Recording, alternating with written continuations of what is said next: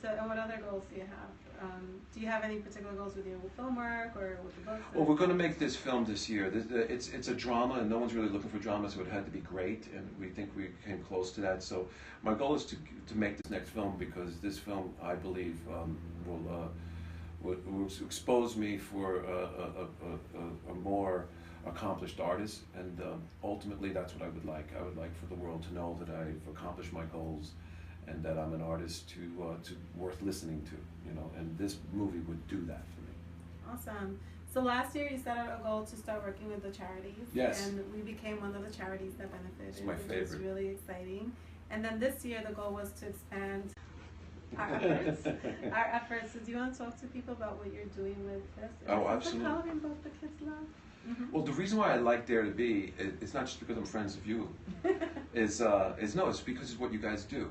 And I mean, you go out of your way to help homeless children. You're not just looking to feed them. You're not just looking to give them clothes or things that they may need as a necessity. You're giving them tools for the rest of their life. Mm-hmm. And that's very important to me, because it's what we're talking about right here. We're talking about setting goals and accomplishing things. And a lot of these children aren't exposed to those types of thoughts and ideas. So that's why I'm so involved with Dare to Be, because this book literally is about that we're all born with a unique talent, which is true, and these children don't even know that. Mm-hmm. They don't know that their capacity to love, or his capacity to understand something no one else understands, or her capacity to feel something that's intuition. They don't know that those are all skills yet.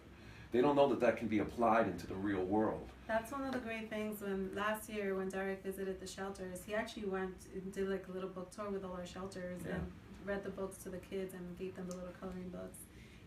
But during that session, he also had a career discussion with them, and the kids were asking him a bunch of questions. It was actually amazing, the kind of questions they asked him. Really? Our kids are so smart. We're just like, what did he just say? Yeah.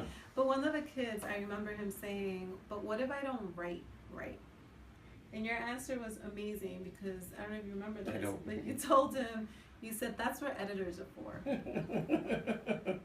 And he goes, what? And he goes, yeah, your job is just to be creative. Go to school, learn how to get your thoughts written down. That's right. And then you'll just hire an editor to make sure it's written right. Yes, that's right. And the kid was just like, oh my goodness, that's so great. And so now he's going to school, making sure that he just learns how to get his thoughts down, so that he can get an editor to write it eventually. So he's just gonna go look at it. He's looking for an editor. So I told him, make sure you start like making friends with future editors, so that they can just see your work. Well, we all need an editor. Everyone in this world needs an editor, especially our new president to become. You know, everyone needs an editor, and because but it's getting your thoughts out that pushes you forward. You know, and if for that child, I think I remember that question. Yeah. You know, once you write, no one can take that away from you. It's a skill that no one could ever take from you, and it's and even if you don't make a living at it, like I play guitar, and I'm not very good at playing guitar, but I know I'm not going to make a living at it. No, it's my pleasure, you know. I do too. Yeah. I enjoy playing the guitar. I'm just no good. Apparently, I'm tone deaf, and I have no idea. But you need those type of things. So even if you don't end up being a writer empowers you in so many ways of helping to figure out your life, because that's, you know, like setting goals. You write it out, and then you go, oh, that's what I've been doing. Because now suddenly it's out of your brain, so you're able to look at it objectively. And on the other side, also, there's people that we've actually had them go through the painful process of doing either their business plan or their personal plans. Their lifestyle plan is what I call it for our clients. But then they're like, once they write it down, they're like, I can't do this. They're like, forget it, I'm out. Yeah. And you're like, what? Weren't you passionate about it? Yeah, but not if it's going to be this involved. They're like, you're crazy, I'm not doing it, never mind. You know, people like to get high, and I'm not talking about drugs, it's the passion in their brains, the endorphins. The adrenaline that flows through you when you get an idea. Yeah, like, ooh, and then you spoil it as soon as you go, oh shoot, I have to actually write that and do this and do that, and this is the goals, you know. And what do you mean I have to do this? Yeah. What? I didn't even know that was part of the process. Like, even with the nonprofits, we never intended to open a nonprofit, but it just happened, as you know. But so people come to me, they're like, I want to open a nonprofit, you know, so who do I fund? What do I do? Like, first of all, do you know it costs $450 to $800 for just the application? Like, what? But it's a nonprofit. So right there, they're out. So it's like I feel like I'm always like bursting people's bubbles as a mentor or. Well, listen, I think that's the wise thing to do because you know the old saying, the road to hell is paved in good intentions, and so I think that to be honest with someone, let them know seriously, you can save them a lot of time. You know? I do. I'm like, listen, if it wasn't because it happened organically, I would not be running a nonprofit. Like, seriously. Like, Yeah. I highly don't recommend it to people unless you have like, and that's like many other things, right? Whether it's a book or like you were saying, making sure that there's a need for it. Yeah. Because there's like so many nonprofits out there, right? And why would you just open another one that's not different? Yeah. We did Dare to Be just because it is different. Yeah. You know? So, but talk to me like. If you could give one piece of advice to folks out there, it's the new year that's coming. That's how we started doing this, the month of December, to just help better equip you with lessons learned from others and how they're setting goals so that they could set up their New Year's resolutions and actually create a better plan to see themselves through to success. So with that in mind, what's one piece of advice that you would want everybody to leave with? Well, you really have to get involved. Nothing comes to you sitting down. You know, like even water, if you're out in the wilderness, you can't drink still water. It gets poisonous. Just like sitting down gets poisonous. You have to keep moving. You have to get out there to exchange with people. But once you start to exchange with people, what I've learned, and this really is true as far as I can tell, you know, it's my experience, which is life presents itself to you. It shows itself. You can call it God's word, you can call it whatever you want to call it, but the thing that you're meant to do somehow is easy for you. You may actually be really bad at it, but you feel like it's easy for you. And then you have to develop that skill, you know? So, but the only way to find that is not in a book. It's not talking to others. And yeah, it's talking about it in exchange, but it really is about getting involved. Let me try this. Let me try that. Oh, I never thought about doing this job.